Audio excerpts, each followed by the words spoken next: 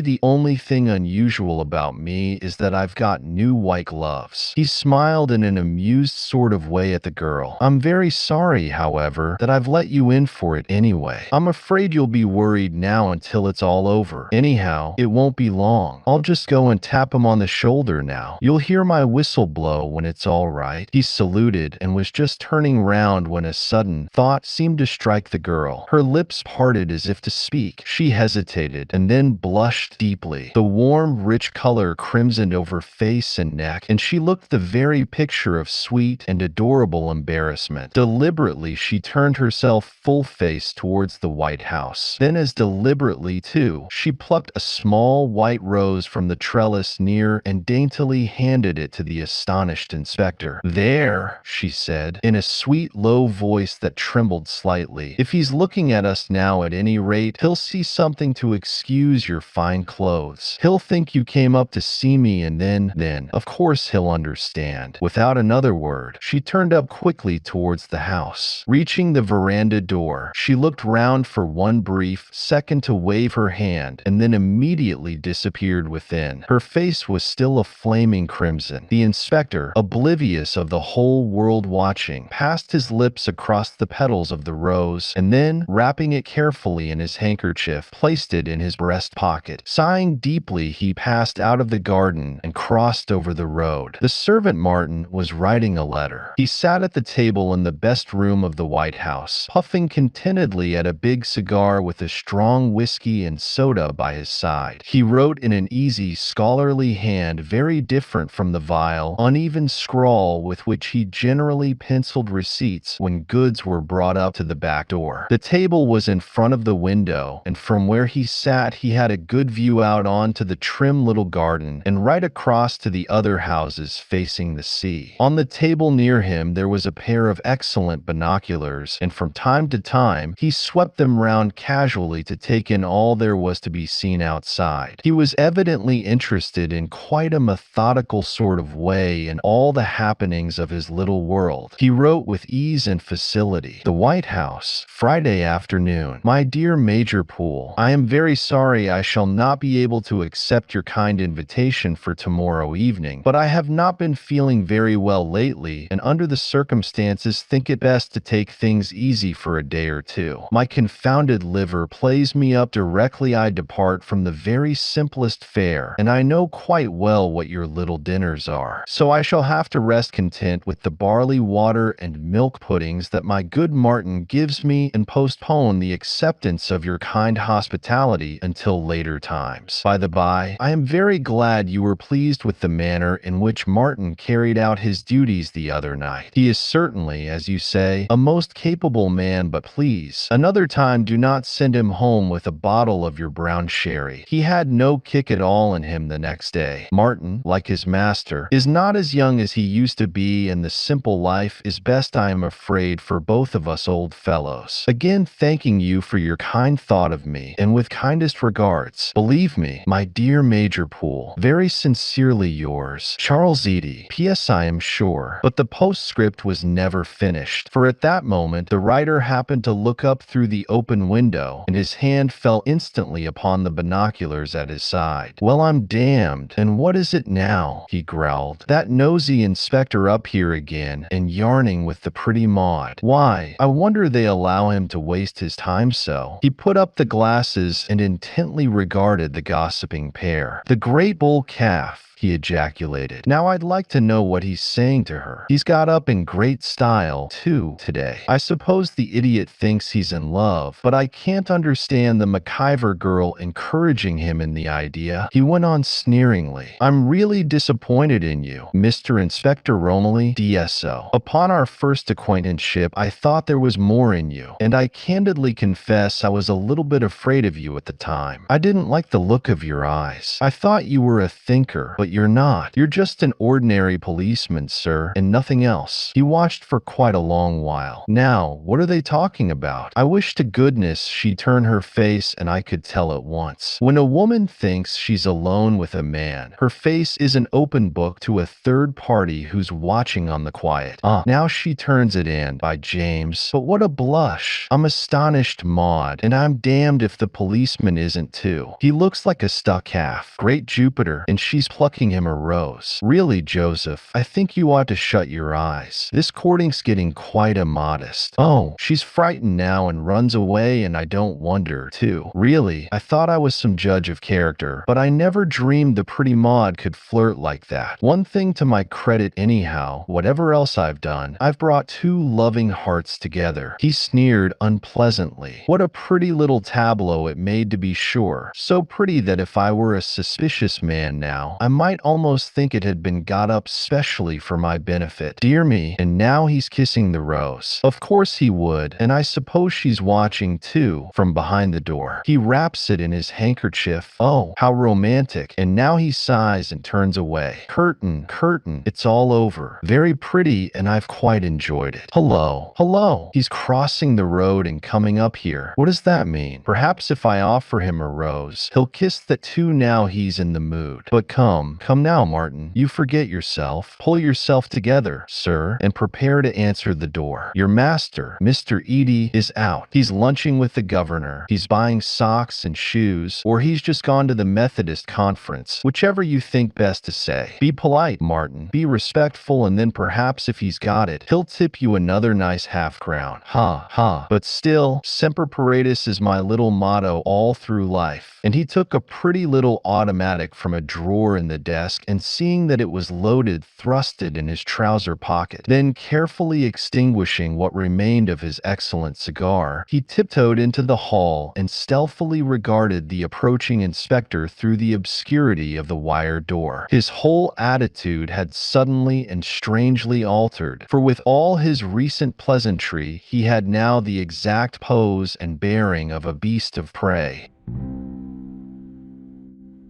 Chapter 10. The Hempen Cord.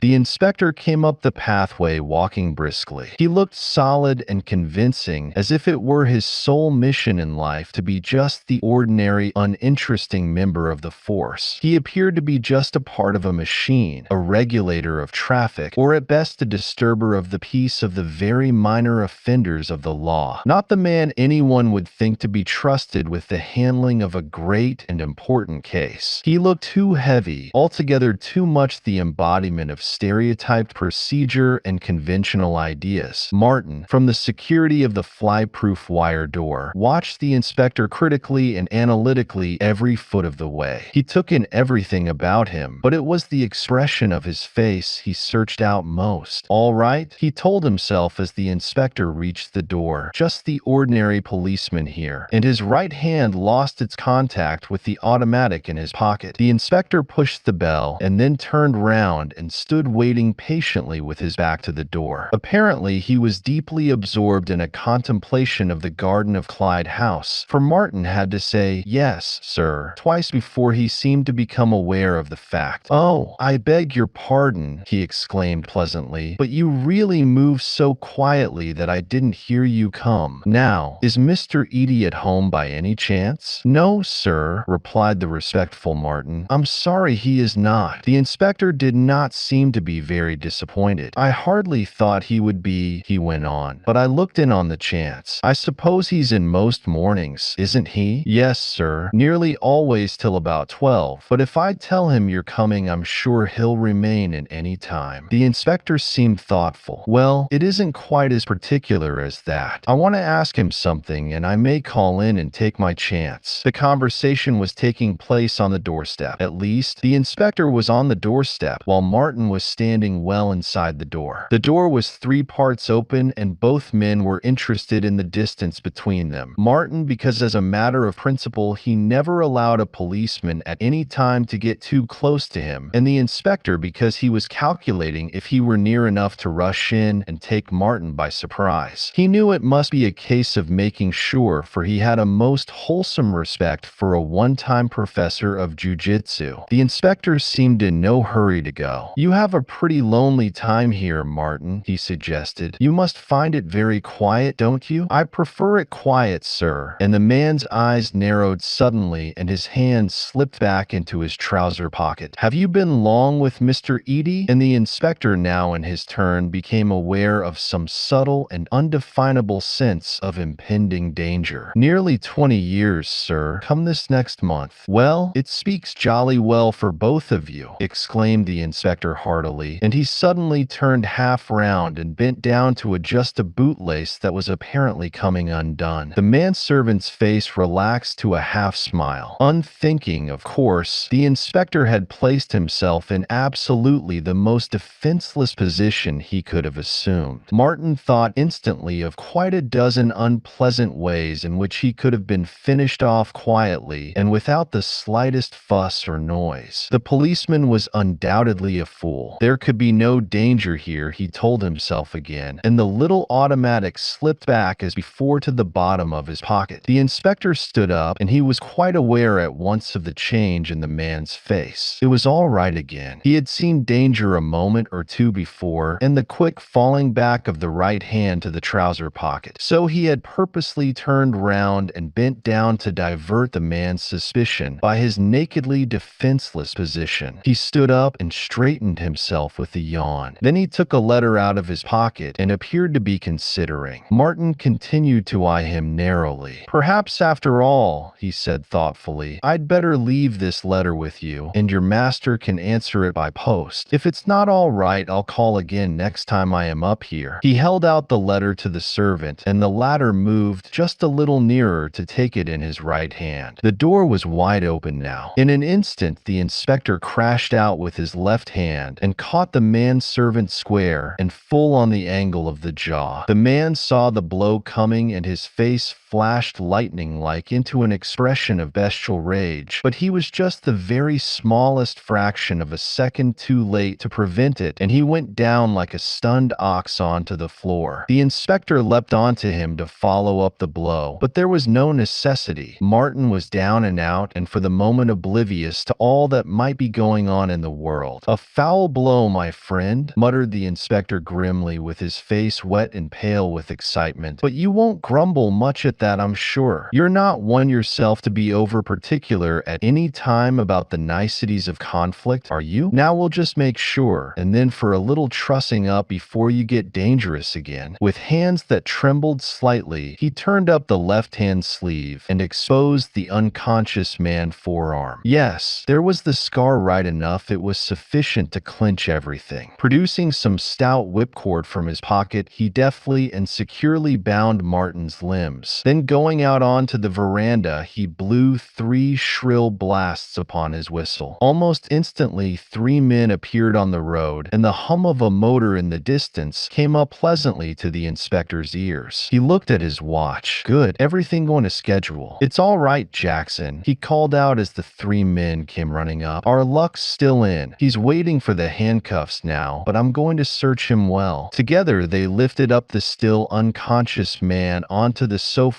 and thoroughly went through every part of his clothes. In his right-hand pocket, they at once came across the little automatic, and Inspector Romilly nodded grimly to his assistants. "Yes, I nearly got a dose of that just now," he said. "It was touch and go for a moment, but he thought better of it. Search him thoroughly, for he's always boasted he'd never be taken alive. It's 100 to 1 he's got poison on him somewhere. You know this chap's a medical man." It was not long before they came across what they were looking for. In his hip pocket, amongst other things, they found a little metal box, and inside it, carefully packed in cotton wool, 2 fair-sized glass capsules. "Prussic acid, probably," said Detective Jackson, holding one of them up to the light. "I was 2 years in a chemist's shop before I entered the force, and a lot of Yankee stuff came over from the States in capsules like this." Leaving the now gradually recovering prisoner in charge of one of their number, the other 3 three men proceeded to go over the house. In the best bedroom was a large wardrobe, and opening the door, the first things they came across were the wig and eyebrows of Mr. Edie. On the shelf above were the same gentleman's prominent false teeth. His tinted eyeglasses were also close at hand, and indeed everything was so placed that it could be used at a moment's notice. "Artful chap," commented Detective Jackson again. "Notice how beautifully creased all the trousers of Mr. Edie are, and here poor old Martin's been going about in baggy clothes with no shape in them at all." Presently the man left in charge called out that Martin had recovered consciousness again, and the inspector went in to have what he called a pleasant little talk. The prisoner was leaning back in a big armchair. His wrists were now handcuffed together in front of him, but his legs were still corded round at the ankles. He looked white and sickly, and scowled menacingly for a second at the inspector when the latter came and sat down just in front of him. But he made no remark, and a moment later his features were relaxed once again to the expressionless composure of the servant Martin. His captor made no attempt to gloat over him. "Look here, my friend," he said quietly, "let's start clear. It's my duty first to warn you that anything you say now may be used in evidence against you." The detective looked almost sympathetically at him. "Now don't take it over hard," he went on, "that I got in first just now. You needn't kick yourself at all about that, for we got you anyhow. We know all about you, and you've been under observation for a great number of days. Your life's an open book to us too. You were Mr. Edie here, Mr. Powell and Semaphore last year. You had perhaps a dozen aliases in Sydney and Lahore, and in New York City you were born Joseph Arthur Cloud. You've been jailed once. Your fingerprints are handy, and you've got the scar there on your left forearm from the bullet in Lahore. So it's all cut and dried about you, and you'll swing for sure." The prisoner made no movement and no response. He just stared apathetically before him, as if of all present he were least interested in what was going on. The inspector shrugged his shoulders and continued, "Not that the idea of swinging will, I think, worry you overmuch. To a man of your temperament, one way out of the world is as good as another, and I expect you must have always known it would come one day to this. Your luck couldn't hold forever. But it's not to talk about your future that I'm here now. What I want is this. You could do me a bit of a favor, and if you're a sport, you'll do it. No, don't pretend you're not curious to know what I mean, for you must be. You must be darn curious also about a great many other things, too, Dr. Cloud. That active brain of yours must have been churning itself over a lot already in this last 10 minutes to guess out exactly how we got on your track here." Still no sign nor response from the handcuffed man. Just the same dull, cold, and expressionless stare into the empty spaces of the room. The speaker went on, "Look here, doctor, nothing can make any difference to you now, and I want to do a deal. I'll send these fellows out of the room, though, and then we can talk privately." He signed to the detectives, and without questioning, they at once left the room. "Now it's a little bit less formal," said the inspector when the door was closed. "There are no witnesses, and we shall neither of us be giving ourselves away." He lowered his voice impressively. "What I want to do is this. Let's swap information. I'll tell you everything, how we came to find you out, and how just by chance we got upon your track. Just by chance, mind you. No discredit to your cleverness there. It was blind chance that led us where we are." He paused for a moment to let his words sink in. The man was watching him intently now, and there was undeniably a glint of interest in his eyes. His lips were still shut tight, however, and no response came. The inspector's voice became more persuasive. "You'll still go down to history as perhaps the deepest schemer crime has ever known. You weren't nabbed because of any false move you made yourself, but just because of one chance word uttered once at night months ago in a lonely place. One word uttered only once, but remembered long afterwards, and it was just sufficient to fire the train." Again he paused, and this time his silence was longer than before. He knew quite well what he was doing, and was not mistaking his man. He had not been a student of crime for nothing. Great criminals, he was quite aware, are nearly always vain, and in the world of crime their reputations are every whit as dear to them as are the reputations of great personages in other walks of life. Punishment, too, may have few terrors for them, but ridicule always tells. Hardened to every hatred of the community upon on which they prey, they are nevertheless peculiarly sensitive to what they believe their fellow criminals may think of them. It galls them to the quick if it should appear they have been bested fairly by their natural enemies, the despised and usually dull-witted police. Now that the first shock of his arrest was over, the man known to his associates as the Smiter was recovering something of the contemptuous indifference that the habitual criminal has always for whatsoever may be in store for him. Like all his kind, he was prepared to accept his defeat with tranquility and just to regard it as an unkind throw of fate that could not have been foreseen or prevented. He was curious, too, and quite interested in what the inspector was saying, but at the same time he was in no sort of mood to oblige anyone in any way. The inspector realized he had a difficult task before him. He was putting up a great bluff, and with an already excellent hand to play, purposed discarding a few useless cards, hoping to draw some of good value in their stead. Despite his good fortune in having discovered and arrested a malefactor of the importance of the Smiter, he was only too well aware that so far he had got no evidence whatever to connect him with the murder of Andy McIver. That he had done it was in every way a moral certainty, but proofs so far there were none, and apart from an actual confession from the man himself, which he knew was highly improbable, the only way of bringing it home to him was by the actual discovery of the stolen banknotes themselves somewhere on the premises. But a comparatively small number of banknotes were of the easiest things to hide. Even in a small house there were 100 places where they could be secreted and, perhaps, never found. Besides, there was no knowing that they were in the house at all. They might easily have been hidden somewhere outside, buried in the sand, perhaps, or tucked maybe in the hollow of some tree quite half a mile away. Altogether, therefore, unless the man in front of him were willing, it would be only by a miracle of chance that they could be brought to light to finally convict him. The inspector went on with his conversation in quite a casual sort of way. But, of course, you couldn't possibly have known we were shadowing you. And yet, he lowered his voice here and bent forward confidentially. If you had once suspected it, you would have easily found out immediately. You remember when you were lying on the bed there, watching on the veranda, those 3 nights. The first night before the races, the next night when you went over to kill that poor old man, and again the third night, the night after, when you saw us going over the ground to reconstruct the crime. Well, did you never notice on any of the next mornings that the sand had been disturbed over there under the clump of trees? We knew you were in the habit of going there to get sticks for your fire. Did you never notice anything? The Smiter broke silence at last. I'm not blind, he sneered disdainfully, but there happened to be sheep about as well as policemen, and I thought it was sheep. I didn't blunder there. But I suppose you think we blundered, broke in the inspector sharply, secretly, however, very much elated that he had at last got the man to speak, because we didn't arrest you at once. He went on, shaking his head emphatically. No, we didn't blunder, my friend. Although if we had known you were going into Clyde House to murder as well as steal, we should, of course, have taken you at once. We were waiting for you to communicate with some of your pals. We wanted Andrew and Burke and Masterton. We hoped at least one of them would turn up here. Well, you were disappointed, sneered the Smiter. The inspector tried to look down in the mouth. Yes, of course we were, but still, brightening up a bit. At any rate, we've got the best card in the pack, and I suppose we'll have to be content with that now. But see here, Doctor, I'll just tell you how it is we happened to get on your track. Now you listen carefully, and you'll see what chance has done. The Smiter looked scornfully at the speaker, but the latter was taking no rebuffs. He went on quite cheerfully, almost as if he were speaking to a friend. One Saturday evening in the summer of last year, to be exact on January 11th, a young fellow from Sydney strayed by chance to the bungalow you had then near Semaphore. There were the 4 of you there at the time, and one of you caught him looking through the shutters. You dragged him into that long room of yours, and you asked him a lot of questions. Then you had him shut up in the woodshed, but he got out, and you all caught him again and threw him in the sea. I shot him first, calmly interrupted the Smiter. No, Doctor, you didn't. You may have thought you did. I shot him in the forehead, said the Smiter. The inspector shrugged his shoulders incredulously. Well, it evidently didn't do him much harm, he replied, for he was able to get out of the sea at Henley and walk all all the way to Adelaide before he fell insensible in the road, just near the railway station on North Terrace. No, your bullet didn't touch him, and his head was all bloody only because he cut it against the fence as he fell. Anyhow, he wrote us a long letter about you a little while back, remembering everything, even some of the extraordinary questions you in particular asked him. He says, for example, that you asked him the names of the arteries of the neck. The Smiter looked thoughtful for a moment, and then his face broke into a cold but rather amused smile. I suppose you must be right then, he said unconcernedly, but I certainly believed at the time that he was dead. He shook his head frowningly. Yes, it was a blunder that, but at any rate we all shared in it. I'm not completely surprised though. For several times I have thought vaguely that he seemed to fall almost before my bullet could have reached him. He was just jumping the fence. Yes, the fence at the bottom of the lawn, said the inspector. We noticed that particularly, and also the panels of the woodshed that he smashed in when he broke down the door. Dear me, smiled Joseph Arthur Cloud sarcastically, but now apparently in a much better humor. You've gone over the ground well. For a policeman, you appear to have been most thorough in your investigations, although you haven't told me yet where I came in. How you linked up all this with me. I mean, Inspector Romilly smiled back at his handcuffed prisoner. Well, you're pretty cool, aren't you? He replied admiringly. You take everything as if nothing worried you. I'll tell you how it happened that we knew it was you. This young fellow heard someone refer to one of your friends who was doing 7 years. Rook, they called him. We made inquiries at once to find out who this Rook doing 7 years was, who his friends were, and what they were like. In 48 hours, we were upon your track. There was no Rook doing 7 years, but there was a Charles Henry Bird in for that term. His pals called him Rook, and his pals were you, Andrew, Masterton, and Burke. Larose, the Sydney detective, sent us most exhaustive descriptions of you all, and there we were. A very capable officer, Larose, remarked the Smiter judicially. A genius in his way. I dreaded him more than any of the others there. We had to keep him shadowed always to know what he was doing. But how did you trace me to here? You haven't told me that yet. Smiter, replied the inspector solemnly, it's a bad error for a man of your sagacity if he wants to hide his tracks to move directly from one house into another on the self-same day, and such a little distance apart too. Say, less than a dozen miles as the crow flies. A man leaves one house on the 4th of March. He doesn't go far away, for he does his own removal. The inspector was guessing here, but he felt on sure ground. Later on, he's badly wanted. Well then, who's taken up a new tenancy in the neighborhood on March the 4th? Quite easy, you see, with any little bit of luck, which we had. There was quite a long silence, and then the Smiter said very quietly, I mistook you for an ass the other night at Major Pool's, and I was quite sincere when I told you then you were an artist, Martin. What the Major said at dinner nearly made me quit that night. Right off there and then, I got scared badly for the moment, and was on the point of giving you a dose of something in your coffee. One of those nice little capsules that you've just stolen from me now. But you half convinced me by your bluff about the McIver girl, and when you tipped me that half-crown, like an ass myself, I felt quite safe again. The inspector thought the propitious moment had at last arrived. What have you done with those notes, doctor? He said quietly. The McIver notes, I mean. You may as well tell me. It will save a deuce of a lot of trouble in looking for them if you do, and it will be a great feather in my cap as well. Why, pray, should I save you any trouble? Asked the Smiter contemptuously. Then he broke into a dry laugh. You amuse me, though, for it's certainly the very first occasion upon which the police have ever invoked my aid. Well, I'm glad to have amused you anyhow, remarked the inspector, but it would be a decent thing to do. The Smiter sighed for the first time. I'm not particularly keen about those notes anyhow, he said sadly. I don't suppose I shall ever spend any of them now, so you may just as well have them. But tell me first, and his eyes half shut and his voice hardened vengefully, out there in the garden just now, were you and the girl both fooling me and putting up a show? Or was it all real and you're just sweet on each other as some idiots are? Inspector Romilly drew back instantly, almost as if he had received a blow. Anxious as he was to propitiate the prisoner, he frowned angrily. He knew quite what was running through the Smiter's brain. The man's self-love was wounded because he was doubtful whether or not he had been taken in. If he were once certain of it, then it was goodbye forever to his good offices in the recovery of the notes. But on the other hand, how was it possible to admit to this wretch anything so sacred as being in love with Maud McIver, let alone pretend that she was in love too? He was in a quandary. The spiteful voice of the Smiter broke through his thoughts. "Give me that rose," he sneered very softly. "The white rose that you wrapped in the handkerchief in your pocket." The inspector blazed into fury all at once. "No, I am damned if I will," he replied without the fraction of a second's hesitation at all. "I'll lose anything rather than that." "Good man, good lover," laughed the Smiter, still, however, with a sneer. "I needn't press you further. Your face gives you away. You shall have the notes all right now. But you shouldn't have had them through me if you had given up the rose." He nodded his head complacently, but went on still sneering. "I thought I couldn't be mistaken there." Maud's face was just the very ordinary picture of a girl in love. He glanced towards his binoculars on the table and laughed sarcastically. "Very good glasses, those. I could even see the blush going down below her neck. Well, you want those notes, eh?" The inspector choked back his indignation. After all, he thought, it was all a game of wits between them, and he need not grudge this poor devil opposite any small pleasure that he might derive from thinking himself more clever than he really was. So he just said smilingly, "Yes, where are they now?" "I must have a drink first," replied the Smiter, "and one of the best of my cigars. The whiskey from the Tantalus, please. There are some glasses over there, too." The inspector moved over to the sideboard to do as he was requested, but there was something in the man's voice that made him pause. Pretending to hold up a tumbler to the light to see if it were clean, he shot a lightning glance in the direction of the Smiter. The man looked strangely eager, with a strained expression on his face, as if he were fighting down some great and terrible excitement. The inspector was worried all at once. "What the devil is he up to now?" he muttered to himself. "He's got something on for sure, and it's more than the idea of just having a drink." He took 2 glasses to put on the table and then noticed for the first time that there was a bottle of whiskey on the sideboard, as well as the whiskey in the Tantalus. The bottle was open, but nearly full, and looked as if 2 drinks at most had been taken from it. "That's funny," he thought. "Why was a new bottle opened when the Tantalus was still a quarter full?" He became suspicious at once. The Smiter was a doctor of medicine, he knew, and poison was always possible as an auxiliary in that strange life of his. What if the whiskey in the Tantalus had been doctored and left handy in case at any time there might come a tight corner like this? It was quite possible, and would account at once for the eagerness of the Smiter to get hold of it. Convinced there was a mystery somewhere, he pushed the 2 glasses forward onto the table, and then before any protest could be made, he quickly seized the bottle of whiskey and poured out the 2 drinks. The Smiter sighed a long, deep sigh, a sigh perhaps of disappointment, perhaps of simple resignation to the fate that he was sure must now be his. "Who knows? What made you become a policeman?" he asked suddenly. The inspector laughed. He felt quite happy again, and judged from the dejected mien of his prisoner that whatever danger had just threatened it had, at all events, now passed away. "Oh," he replied lightly, "I became a policeman for the same reason probably that you became a criminal, for the sake of adventure." "Bah!" sneered the Smiter contemptuously. "The adventure of chasing stray dogs and running in drunks. Fine life of adventure, that." "Oh, but we get higher game sometimes. Doctors of medicine, for instance, and great artists in crime. But come now, where are those notes?" The Smiter seemed quite surprised. "The notes?" he exclaimed as if puzzled. "Well, where would you expect to find them? Where does a gentleman generally keep his notes? Where would Mr. Charles Eady keep his? Where but in his desk, of course." The inspector looked incredulous. "What do you mean?" he asked with a frown. "What I say. They're in the desk, second drawer, left-hand side." "You seem surprised." "No, it isn't locked. You'll find them quite easily. As a matter of fact, I was counting them myself not half an hour ago. Yes, you've got them all there, and I should help myself to a few if I were you. They don't pay you too well in the police, do they? But don't touch one of those 550s, whatever you do. They're quite new notes, and the totalizator people people evidently got them straight from the bank, so their numbers are known, of course. He leant back and chuckled sarcastically. Really, I've quite enjoyed this little half hour. It's been quite as good as a play. The clever inspector tactfully extracting information from the stupid man of crime. He laughed immoderately. But what a sell for you, Mr. Inspector. You would have found the notes in the first place in which you looked for them, and here you've been wasting all this precious time confiding in me unnecessarily and paying me pretty compliments to get me in a good humor. I tell you, however, the compliments have quite pleased me all the same. The inspector looked rather sheepish. He was busy going through the notes that he had found laid out in the drawer. But of course, went on the Smiter rather sadly, I must say your luck was an all-round this time. I wasn't expecting any visitors today, and I don't mind telling you the notes have never been in the house at all before this afternoon. They were hidden before where you would have never found them. But come on, let's have that cigar you promised. The inspector smiled good-humoredly in spite of the little annoyance that he felt. All right, doctor, just one moment and you shall have your cigar. Then we must be going. One thing more, said the Smiter. There's that diamond ring I took too. I'm afraid I can't give you the ring because I've thrown it away, but there's the diamond inside the piece of putty in the toolbox. I shouldn't give that up if I were you. Keep it for yourself, man. He chuckled amusedly. You may be glad of it someday. It would look very fine, for instance, in an engagement ring. The inspector scowled. 5 minutes later, and the Smiter was being escorted between two detectives to the waiting car. He stopped suddenly on the garden path and stood sniffing at the air. Don't hurry me, he said sharply. I'm taking my last smell of the sea. Good old sea, he exclaimed sadly. How full of peace you look today. There are not many things I shall be sorry to leave, but at any rate you're one. I shan't be seeing you again. Goodbye. Goodbye. He ended with a choke in his voice, but he recovered himself quickly. Oh, by the by, you men, he said pleasantly, don't be too thirsty with that whiskey and the Tantalus there. He nodded his head meaningly. Cyanide of potassium's not good for the health, you know. Very quickly the car moved away. Truly an eventful day for all concerned. A day of strange happenings, and surely one not the least strange. Maud McIver knew at last she was in love.